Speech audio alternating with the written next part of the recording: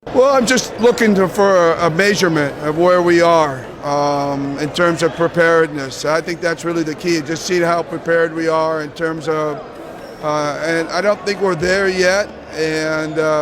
But I think this game will go a long ways in terms of helping us get to where we want to get to. Kumusta ka Express? Isang malaking balita ang kumakalat matapos kumpirmahin na panalo ang Gilas Pilipinas sa kanilang huling tune-up game. Sa isang closed-door match na ginanap sa Jeddah, dinaig ng ating pambansang koponan ang Jordan sa score na 75-61 na nagbigay sa kanila ng matinding momentum bago ang kanilang kampanya sa FIBA Asia Cup 2025. Ang tagumpay na ito ay nagpapakita ng solidong paghahanda ng team sa ilalim ng Coach Tim Cone. Ayon sa ulat mula mismo sa Samahang Basketball ng Pilipinas o SBP, sa kanilang official Facebook page, ipinakita ng Gilas ang matibay na depensa sa buong laro na nagresulta sa paghawak nila sa Jordan at pagtatapos ng unang kalahati na may 40-29 lead. Sa kabila ng paghabol ng kalaban, nagawang panatilihin ng Gilas ang kanilang bentahe na sinigurado ng mga mahahalagang 3-point shots sa fourth quarter mula kina Kevin Kembao, Calvin Aftana, Dwight Ramos at Scottie Thompson. Ang panalo ay lalong nagiging viral dahil sa presensya ng anak ng NBA legend na si Hakeem Olajuwon sa koponan ng Jordan na epektibong na neutralize ng depensa ng Gilas. Ang resulta ng laban na ito ang nagsisilbing huling pagsubok at paghahanda ng koponan bago ang kanilang unang laro sa FIBA Asia Cup ngayong Miyerkules kontra Chinese Taipei. At ang tagumpay na ito ay nagpapatunay na handa na ang Gilas sa mas malaking hamon na naghihintay sa kanila. Ka-Express, ang 75-61 na panalo ng Gilas Pilipinas kontra Jordan ay higit pa sa simpleng tune-up victory. Ito ay isang testamento sa matinding pagtutok ng koponan sa depensa at sa pagbuo ng team chemistry sa ilalim ng pamumuno ni Coach Tim. Sa isang low-scoring affair na ito, ipinakita ng Gilas na kaya nilang manalo hindi lang sa pamamagitan ng opensiba, kundi sa pamamagitan ng pagiging physical at mentally tough sa court. Ang naturang laro ay isang stark contrast sa kanilang naunang tune-up win laban sa Macau Black Bears, kung saan nagtapos ang laban sa score na 103-98.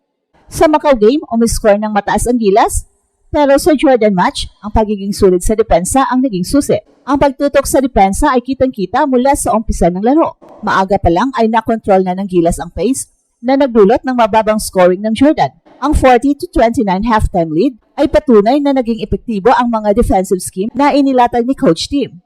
Ang mga rotations, lalo na sa gitna kasama ang Twin Towers, ni Junmar Fajardo at A.J. Edo, ay nagpahirap sa opensa ng Jordan. Ito ang isang mahalagang bahagi ng paghahanda ng Gilas, lalo na't makakahanap nila sa FIBA Asia Cup ang mga kupunan na may matitinding big men. At bukod sa depensa, mahalaga rin ang panalong ito para sa moral at kumpiyansa ng team. Isipin mo ka-Express, ilang araw tayong nag-abang sa mga balita mula sa Jeddah dahil sa closed-door nature ng mga practice at tune-up games. At ngayon, sa huling tune-up game bago ang mismong torneo, isang positibong resulta ang ating nakuha. Nagpapakita ito na kahit sa gitna ng pressure at limitadong public exposure, nananatiling focused at united ang Gilas Pilipinas. Ang panalo sa Jordan na dati nating tinalo sa Asian Games Finals ay isang malaking boost para sa kumpiyansa ng mga players, lalo na't paparating na ang FIBA Asia Cup. Pinatunayan nila na kaya nilang manalo kahit sa isang masikip at pisikal na laban na magiging crucial sa kanilang paglalakbay sa torneo. At sa huling bahagi ng laro, lalong tumibay ang team. Ang mga crucial 3-point shots na naipasok ni Kevin Kembao, Calvin Aftana, Dwight Ramos at Scottie Thompson sa fourth quarter ay nagpapakita na meron silang mga players na kayang gumawa ng big shot sa clutch moments. Hindi lang ito tungkol sa mga individual na plays, ito ay tungkol sa tiwala ng bawat isa sa kanilang teammates. Sa isang laro na dikitan sa dulo, ang paggawa ng mga players na ito ng mga shots ay nagpapakita ng kanilang kumpiyansa sa isa't isa. Isang katangian na mahalaga sa isang championship team. Ang 75-61 victory ay hindi lamang isang simpleng panalo, ito ay isang mahalagang hakbang patungo sa pagiging handa ng Gilas para sa mga mas malalaking laban sa FIBA Asia Cup. Ka-Express, ang panalo ng Gilas kontra Jordan ay nagdala rin ng mahalagang insight tungkol sa lineup ng team at kung paano nila haharapin ang mga international caliber players. Isa sa mga pinakamalaking tanong bago ang tune-up game ay ang status ni Calvin Aftana na nagkaroon ng injury sa kanyang ankles sa nagdaang PBA Philippine Cup Finals. May mga ulat na nagdududa sa kanyang availability para sa buong torneo, pero ang kanyang paglalaro at pag-contribute ng clutch 3-point shot sa fourth quarter ay nagpapakita na nasa tamang landas siya para sa pagaling. Ang kanyang presensya sa court ay isang malaking balita para sa Gilas dahil ang kanyang shooting at versatility ay mahalaga sa sistema ni Coach Tim. Ang kanyang kakayahang maglaro sa kabila ng pinagdaan ng injury ay nagpapakita rin ng kanyang commitment sa pambansang kupunan. At bukod pa rito, isa sa mga highlight ng panalo ay ang pagiging epektibo ng depensa ng Gilas laban sa Jordan, lalo na laban sa kanilang mga key players. Ang viral na balita na pinahiya ang anak ng NBA legend ay tumutukoy kay Musa Abdul Allen, ang anak ng sikat na NBA Hall of Famer na si Hakeem "The Dream" Olajuwon. Bagamat may sariling galing si Musa, na may karanasan sa iba't ibang international league, nagawa siyang kontrolin ng depensa ng Gilas. At ayon sa ulat, hindi naging malaki ang kanyang naging impact sa laro. Isang patunay na epektibo ang defensive scheme at rotations ng Gilas. Ang kakayahang pigilan ng isang player na may international experience ay isang malaking achievement para sa Gilas, lalo na't alam nilang haharapin nila sa Asia Cup ang mga players na mas sanay sa ganitong level ng competition. Ang tagumpay na ito ay nagpapakita rin na malalim ang bench ni Coach Tim. Hindi lang si Calvin Aftana ang nagpakitang gilas, kundi pati na rin ang mga players na tulad ni na Kevin Kembao at Dwight Ramos. Ang kanilang kakayahang umiscore at depensahan ang kalaban ay nagpapakita na ang Gilas ay hindi lang umaasa sa iilan.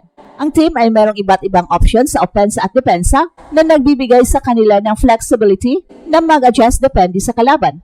Ang panalo laban sa Jordan ay isang mahalagang confirmation na gumagana ang sistema at ang mga players ay nakatuon sa kanilang mga roles. Ang paglalaro ni Calvin Aftana, ang defensive lockdown kay Musa, at ang overall team performance ay nagpapakita na ang Gilas ay nasa tamang direksyon bago ang formal na simula ng FIBA Asia Cup. Ka-Express, matapos ang kanilang panalo kontra Jordan, masasabing nasa pinakamagandang posisyon ngayon ang Gilas Pilipinas para simulan ang kanilang kampanya sa FIBA Asia Cup 2025. Ang dalawang tune-up victories, ang high-scoring game kontra Macau Black Bears at ang defensive masterclass kontra Jordan,